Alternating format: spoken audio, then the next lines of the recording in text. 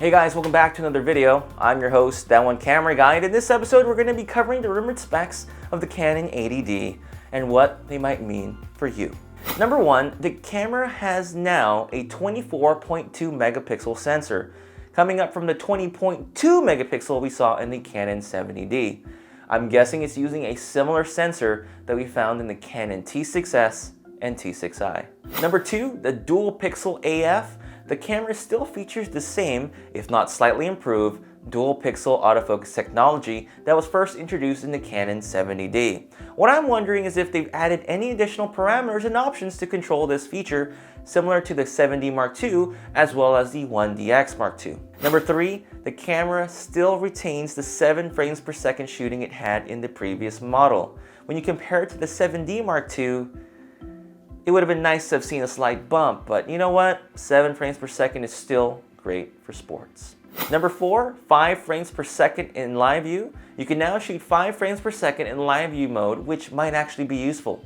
Let me know down below how you will be using that feature. Number five, it now has 45 autofocus points, which are all cross-type. I'm guessing this camera does have a new and much improved autofocus system. It's gone from 19 points in the 70D up to 45 all cross-type points in the 80D. However you look at it, more is always better. Number six, the ISO range has been expanded from 100 to 16,000 ISO. It's a 1/3 stop improvement in native ISO range from 12,800 to 16,000 when you compare it to the 70D. Number seven is a really nice feature called anti-flicker. It's used to prevent weird white balance issues when shooting in challenging lights, first introduced in the 7D Mark II. Number eight, it has a 100% viewfinder coverage, up from 98% in the 70D, if that's something you're interested to know. Number nine, it still has a 3-inch vari-angle LCD. We really don't know the resolution on it, but it's a nice feature to have, especially for this kind of camera. Number 10, touchscreen. It worked really well in the 70D, and I'm guessing it's going to work really well in the 80D. Number 11, they finally included Full HD at 60 frames per second.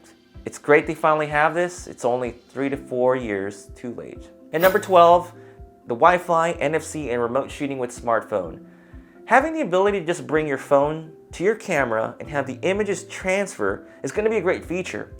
I've always been wanting Canon to make it easier and easier to get your photos quickly into the photographer's phone for easy sharing. So that's going to be a really nice feature for them to have, especially being able to remotely fire off your camera with your smartphone. Now, as far as uncertainties, number one, we don't know if it's going to have a headphone jack. It's not a complete deal breaker, but it would have been nice to have. And number two, the ability to adjust audio during recording. It's something so simple, but the 70D didn't have this feature.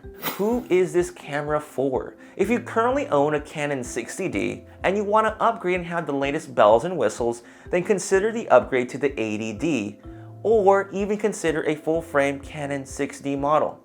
If you already have a 70D, there really isn't a reason to upgrade at all. I don't think the features in this camera are compelling enough to warrant an upgrade. Now, if you have a Rebel series camera, I would consider just upgrading to the 70D since prices on the used market will drop for them. For the videographers, love it or hate it, Canon really does a great job with its dual pixel AF technology. I used it in my 70D when I had it, and it worked really well, especially if you do a lot of videos in front of a camera. That dual pixel just does a great job of locking on. However, one thing to keep in mind, the only feature that may entice you to upgrade is the 60 FPS in Full HD. And even then, it's definitely not worth it.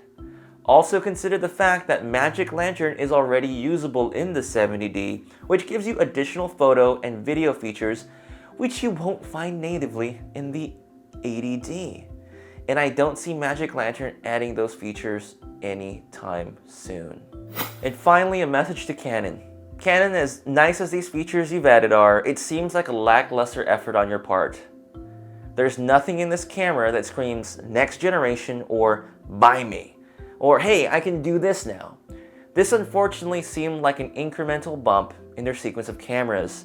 If you're just getting into video, I would consider looking at the GH4 and even the upcoming Sony Alpha 6300. Hey, I don't know everything. If you have any questions or comments, I'd love to hear them down below. Once again, I'm your host, That One Camera Guy, and I'll see you in the next video. Now, if you did enjoy this particular video, consider giving it a like or sharing it. It really helps me out. And if you really do enjoy the content that I am producing, consider subscribing. If you missed my last rumored spec video, you can find it by clicking on the eye icon up there. I'll see you later. Bye.